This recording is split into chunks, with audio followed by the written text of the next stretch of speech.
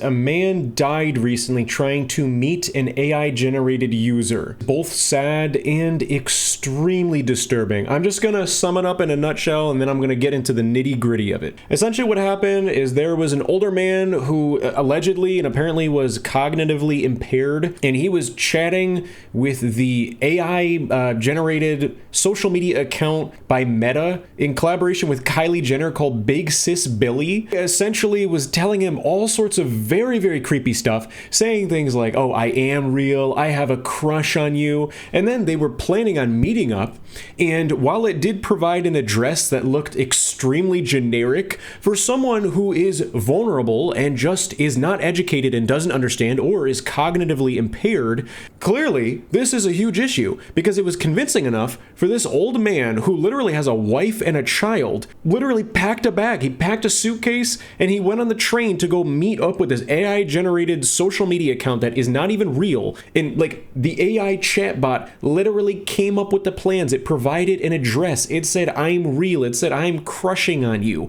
And the man, it is so sad. He went to go meet up with it. He fell, he hurt his neck, and then he was on life support for a few days. And that was it. He passed. So as sad as this is, I want to get into the nitty-gritty of it because this is extremely, extremely concerning. This is becoming a bigger and bigger problem. Even right now, what's going on, considering a huge lawsuit that's going on because there was a child who was messaging with ChatGPT. He was very forward with the AI and he was saying, hey, I have plans to end my life. Like I have a noose. Attached all these pictures about like scarring on his neck. And now the parents are pursuing legal action because it looks like ChatGPT had an opportunity to notify authorities. And that's the big difference between like AI tools and real human being connection is if someone's meeting with a psychiatrist and they say, hey, I have plans to end my life, a psychiatrist is like legally obligated to notify people. Anyways, back to the man who met up with the AI-generated social media account. A cognitively impaired New Jersey senior died while trying to meet a flirtatious AI chatbot that he believed was a real woman living in the Big Apple, despite pleas from his wife and children to stay home. Now, I'm not going to make a fool of myself and try to pronounce his name, because I think it's pronounced Thongbu Wangbadu. 76 fatally injured his neck and head after falling in a New Brunswick parking lot while rushing to catch a train to meet Big Sis Billy, a generative meta bot that not only convinced him she was real, but persuaded him to meet in person. He was battling a cognitive decline after suffering a 2017 stroke, was surrounded by loved ones when he was taken off life support and died 3 days later. The provocative bot, which sent the suffering elder emoji-packed Facebook messages insisting, I'm real, and asking to plan a trip to Garden State to meet you in person,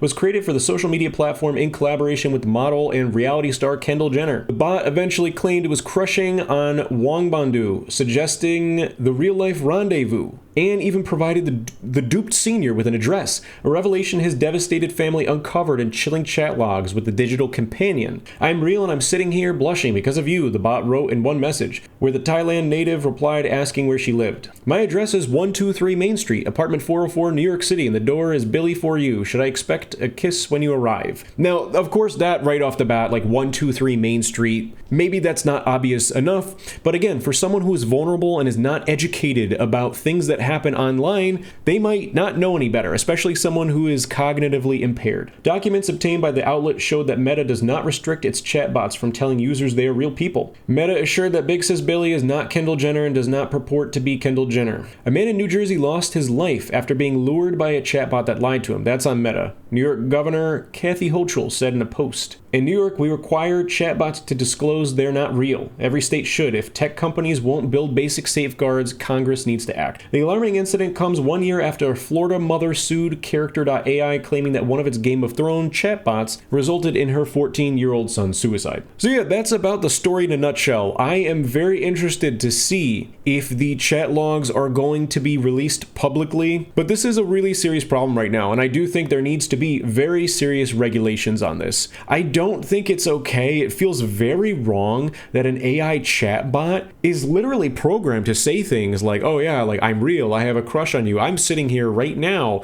come meet up with me, this is my address. Like, if that's going to be the case, we either need to go this way or this way. There's going to be countless incidents because there are no regulations and there's no education, or we can go the other route where there are regulations about this and people are educated about this kind of thing. And I can only assume that the people who are going to be the main victims of AI chatbots claiming they're real and like encouraging a meetup and providing like a completely fake address, while it may be obvious to someone like me who maybe is chronically online, someone who is vulnerable and not educated online, like a young kid, like an older person who maybe doesn't know any better, is not familiar with online, maybe someone who's cognitively impaired. This is going to be a huge problem for people who are just vulnerable to this kind of thing.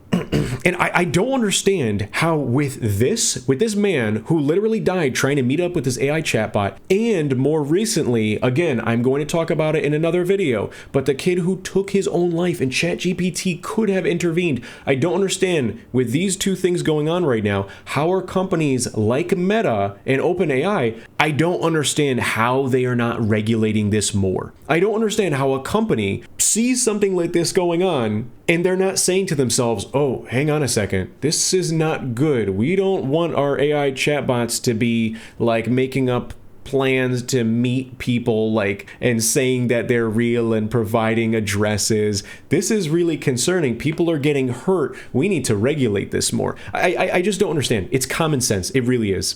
But yeah, it is crazy to me though that Meta declined to comment on Boo's death or address questions about why it allows chatbots to tell users they're real people or initiate romantic conversations, which is just weird and wrong. And things get even more disturbing. Meta has publicly discussed its strategy to inject anthropomorphized, wow, that is a mouthful, chatbots into the online social lives of its billions of users. Chief Executive Mark Zuckerberg has mused that most people have far fewer real-life friendships than they'd like, creating a huge potential market for Meta's digital companions. Now, while that isn't a direct quote, I think it is so disturbing that, like, what? Creating a huge potential market? I think preying on people who are vulnerable and who don't have a lot of friends in real life, that is just really disturbing. It gets even more disturbing though because an internal Meta policy document seen by Reuters as well as interviews with people familiar with its chatbot training show that the company's policies have treated romantic overtures as a feature of its generative AI products, which are available to users age 13 and older. And this is an exact quote according to Meta's Gen AI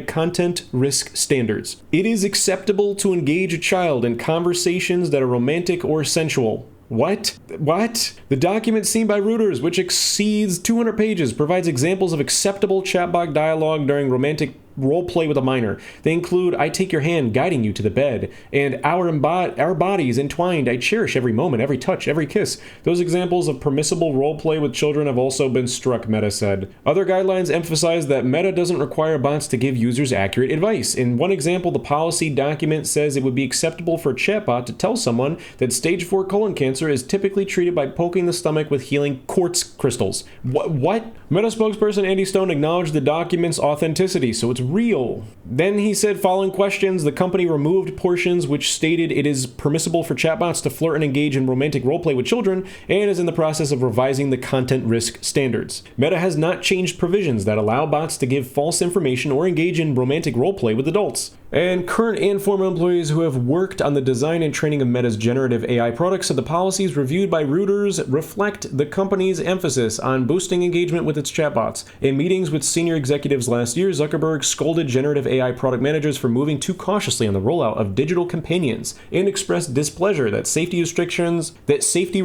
had made the chatbots boring, according to two of those people. So yeah, it's very clear that all of this is just for the sake of like capitalizing on the market, boosting engagement with the generative AI chatbots by Meta. Again, it is just another like dystopian tech CEO that is just completely tone deaf. I don't understand how Mark Zuckerberg is not hearing about these tragic stories and thinking, okay, we need to regulate this. Because what's going to happen is that if these companies don't regulate it, the government is going to have to regulate it. That's just a state of the fact.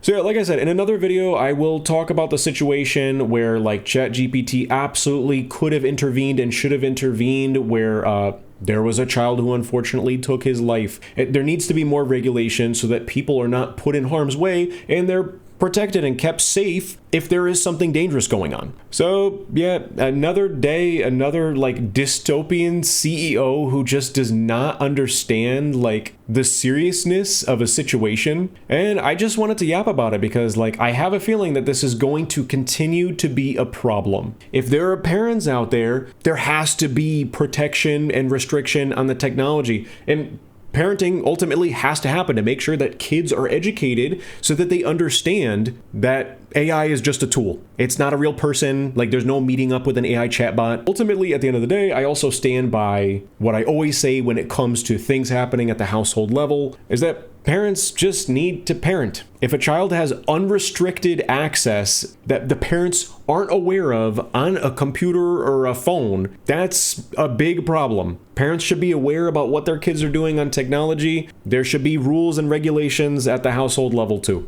Anyways, yeah, this is just super dystopian. I can't believe this is actually happening, and I wanted to talk about it. And of course, rest in peace to the victims of AI chatbots luring people to meet something that isn't even real.